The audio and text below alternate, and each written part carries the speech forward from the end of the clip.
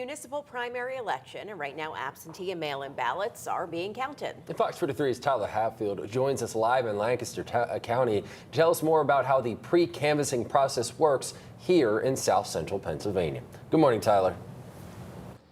Good morning. Yeah, these primary elections are well underway, but some of the votes are already being counted here in Lancaster County. I am joined with Commissioner John Trescot of Lancaster County, and this is a long day for you. I mean, there is going to be a lot of counting, a lot of stuff going on. How does pre-canvassing work, counting those mail-in ballots, counting those absentee ballots? Okay, pre-canvassing, which we can't do. Yes. Okay, one, the mail-in ballots, it's because we have to can't start till 7 a.m. And you have to open the ballots. You have to open the outer mail-in ballot. You have to open the inner security envelope and then prepare the ballots for scanning. So it's just a methodical thing. We have high-speed letter openers and other things to make it faster. And we now have 6 new high-speed scanners that will scan the ballots once we're ready for them much, much faster, 10, 20 times faster than we had last November. So instead of finishing at 3 in the morning, we'll finish up sometime during the day, I expect, because we'll just go faster. Now, the other thing to keep in mind around the county, we have 240 polling spots and about 1,300 volunteers doing this. I've been a judge of election in past elections, and that's a job where you go in Monday night to get set up and get all the equipment set up and organized and ready with the tables, with the voting booths and everything else.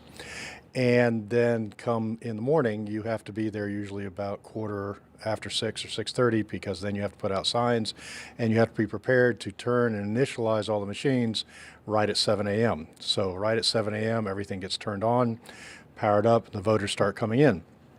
And then you're there until 8 p.m. when the polls shut down. And after that, now you have to take all this equipment and break it all back down, all the tables, all the chairs, all the voting booths, the scanners, the printers, everything else, and put those all packaged away.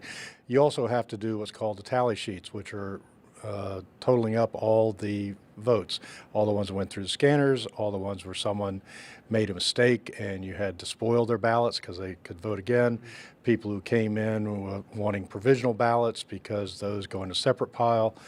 And those things, all those numbers have to match up. So typically, after the polls close at 8, you're there till about 9:30 trying to get everything shut down. And then you take the ballots and the drives, little USB drives that come from the scanners, out to the warehouse where all 240 judge of elections are bringing all that information to another crew of volunteers who are there collecting all this information and putting the drives into a computer to total up all the votes.